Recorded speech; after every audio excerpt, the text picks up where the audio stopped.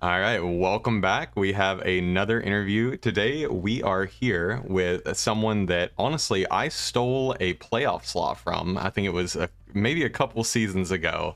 Absolutely cheesed him. I think I got some crits, got some really good luck. He should have got the playoff slot because I just floundered in quarterfinals.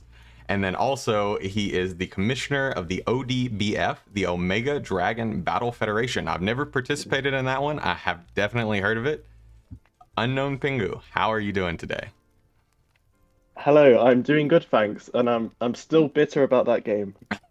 As you should be, man. You deserve to win. You brought an, if I remember correctly, there was a knuckle stack involved, and it should have just cleaned Yeah, me. yeah, the reverse sweep, I remember. Yeah, Oh, yeah, that was it's pain. tragic. But good news is you're definitely making playoffs this season. So we're gonna get I, into ho- it.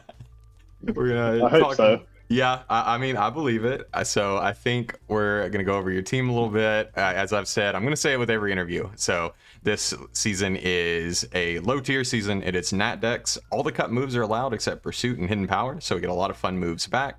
There's low tier Terras, like I would say really low tier Terras, and then the budget was super tight. So Pingu, first question for you.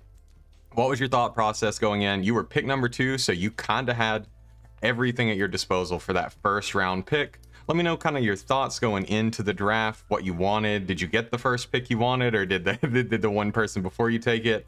And then if you want to talk about your second pick as well, kind of how they work with each other, go ahead and let me know how you feel.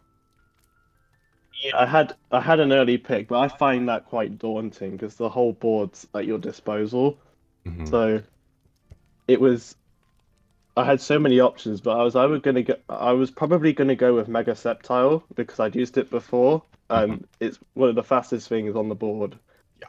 And but then I saw I really wanted to try Mega Aggron, and I saw it in 20, and I just thought with the low tier board, I didn't think it should be allowed because it kind of just walls most things on the Hmm. board. So I thought I have to pick this up, Yeah. and then I kind of joked before the draft I was going to draft Stall. I didn't really mean it, but then I kind of thought I was going to go that way because Aloma Mola was going to be a second pick regardless if I'd picked a Mega Sceptile or Mega Aggron, but Hmm. it got sniped. So that was tough. But then I managed to get Vaporeon, I think round 3 or something, and then Gardevoir was my second pick. So I kind of Hmm. went down the stall route after that. Yeah, I like it. I mean, I would say some stall, but obviously you've got a lot of good offense in that top tier too. Like you said, I don't think Aggron Mega belongs in low tier, if we're being honest. It is such a good Pokemon. It's terrifying. That base defense stat mixed with body press as a move it can use now is just criminal. And then I don't know if you keep up with the Smogon low tier drafts, but Gardevoir is an all-time like MVP in those, so it's never a bad pick in low tier. So love all that for you. I think Vaporeon actually fits in really well with the team as well. Yeah, I wish I had a lower motor, but I kind of like to call this team Glam Stall because it's not perfect stall, but it's kind of like Mhm. my own twist on it. So Yeah, yeah, I like it a lot. I think you've got a lot of good components to help with stall, but like, you're not, people aren't just going to be able to bring mono taunt versus you and shut you down because you do have a lot of offensive pressure in those first three. So yeah, exactly. something I'm curious about when I was looking over your draft, I gotta say though, I really love the Skuntank pick. I think Skuntank is a great low tier Pokemon. Tons of roll compression. Gets defog back this gen. Unfortunately, no Yeah, it does. pursuit, but it does get that, so that's huge. But I'm really curious to hear your thoughts on Tera Jumpluff as your 5th round pick. Jumpluff not exactly known for its offenses or defenses. It's mainly just a little speedy Pokemon that you see get used in doubles sometimes. So I want to know your thoughts. Why was that the first Terra and the 8-point Terra that you decided to go with? To be honest, I wasn't going to really pick anything around that 8-7 point mark, and I needed something. My team was going to be super ground weak in like prep, like planning for this draft. So I Hmm. just picked up Jump Puff, and I thought I may as well have it as a Terra Captain because it's going to be the most expensive Hmm. Pokemon that I pick around that level. But I still think with like I can do sub leech seed, strength sap, stalling with right Terra type that could work. Yeah, yeah, absolutely. Jumpluff's defenses are nothing to laugh at. The biggest weaknesses it really has is that, that quad weakness to ice. You Terra water or you Terra anything to get rid of that weakness. Suddenly you've got a reasonably bulky, very fast Pokemon with, like you said, that sub seed.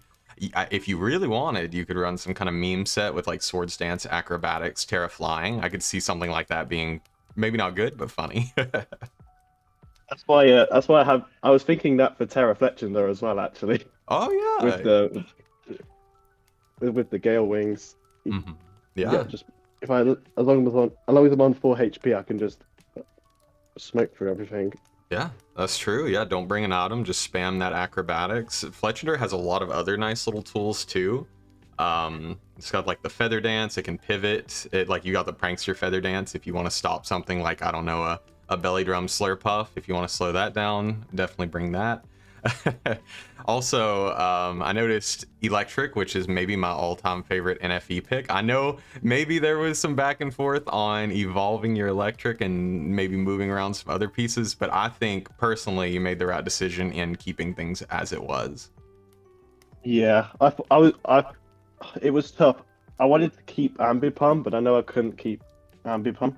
Mm-hmm. So I initially was gonna evolve it and then drop Ambipom for Terra for it, Mm-hmm. but then I kind of went back on it, and I thought, I'll give Electric a go anyway. It might be good, might be terrible, but we'll see. Hey, that's kind of the first couple weeks of a draft, right? You pick some things maybe you've never used before. You kind of get to see, do they work for you, do they not? And that's why you've got those transactions all the way up to the middle of the season. So if something's not working, you can drop it later and pick up the pieces with other Pokemon.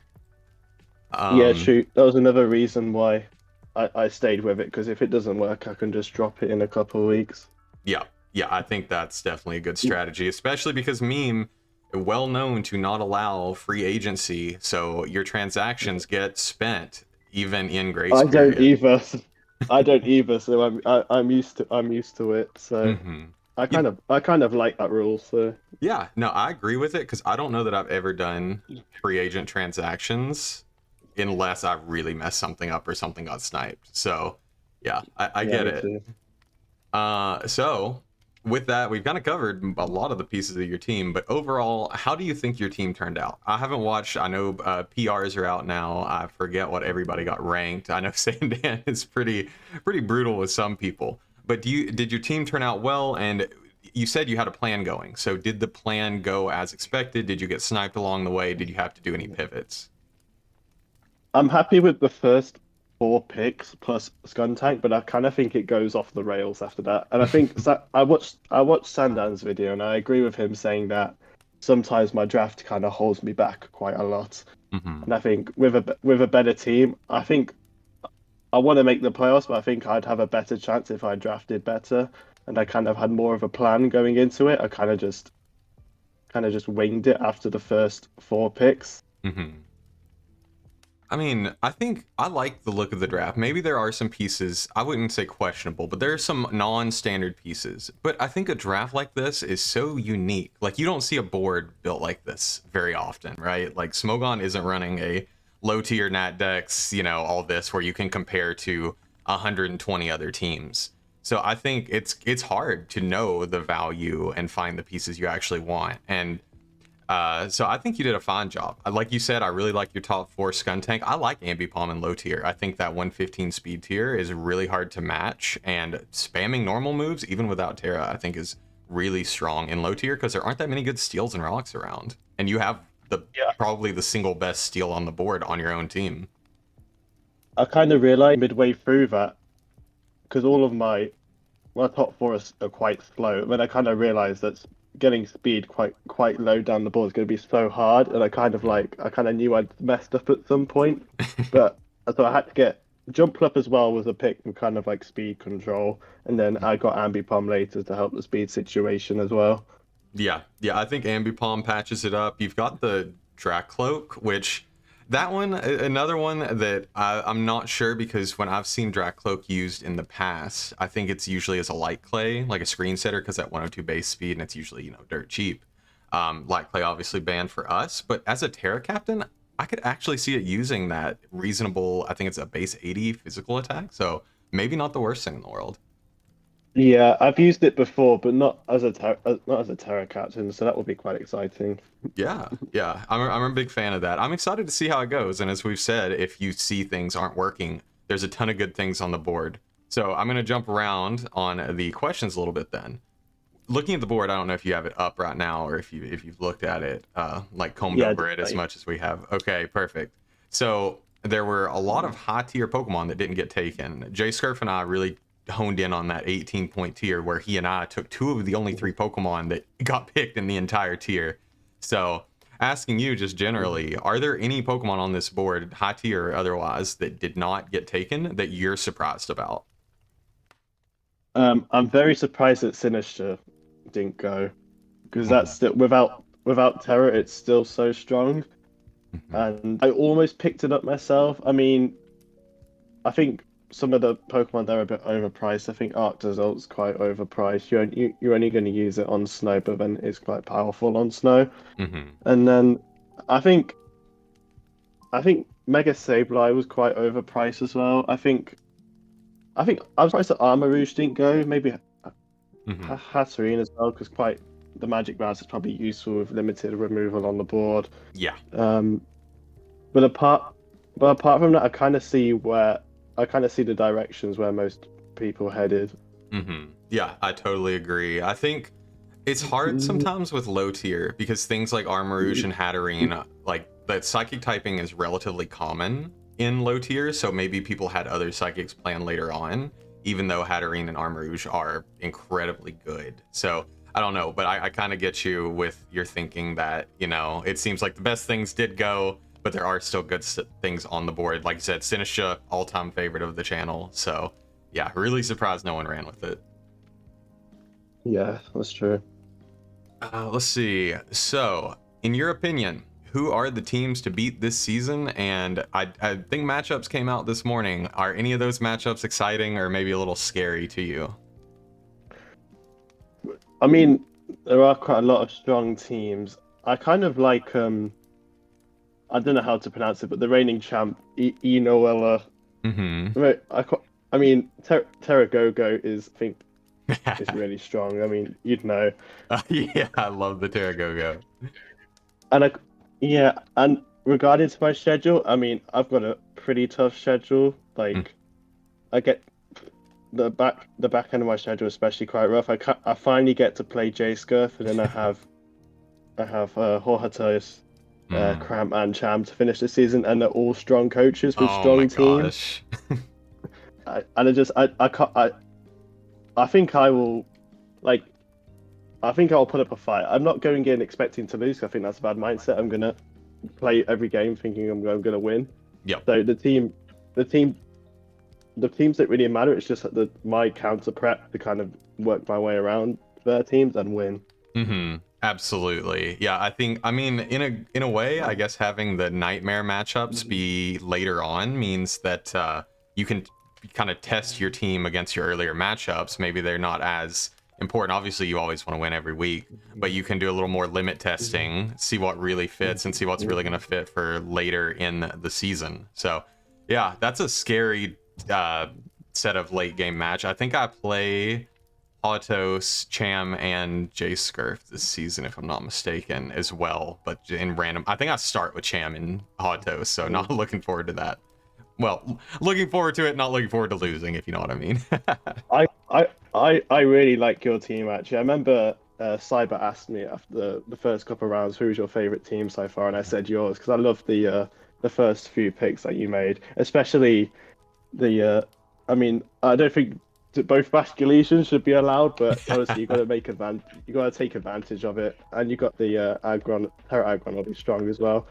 Yeah, thank you. I appreciate that. I was surprised at how high Sandin rated it too. I honestly, going into this league, I'll talk about mine later, but I just wanted to use Crocodile. I haven't used it. I don't know in how long, and I literally was talking to Cham, and I was like, what's a good Pokemon to go with Crocodile? He was like, Crobat. And I was like, okay. And I just took them both and ran with it. And yeah, the Basculegion form, I wouldn't have taken it if female wasn't allowed. So, I mean, I think it's cool. And we both have the Aggron, so we really got to represent Aggron well. Maybe we can have a little friendly competition between us, see which Aggron can net more kills through the season. Yeah, I'd be down for that. Nice. All right, sounds good. We'll start keeping a tally. I'll see if Meme will add an extra tab on the doc. All right. So luckily or unluckily, that is wrapping up the interview. Last question for you: are there any final thoughts? Anything else you want to say to your coaches going into the season? I just want to say good luck, everyone, and I hope to see you all in the playoffs because I hope to be there. And I mean, the best team will win in the end. So, but we'll have fun along the way. So, have fun, everyone. Absolutely, that's a fantastic message. Best team always winning. You know, sometimes that's true. Sometimes misses and crits and fun things happen. But I hope you're right, and I hope you have a fantastic season, Pingu. I'm sure we'll be following you along the way. And for the viewers, we will see you all next time. Bye-bye.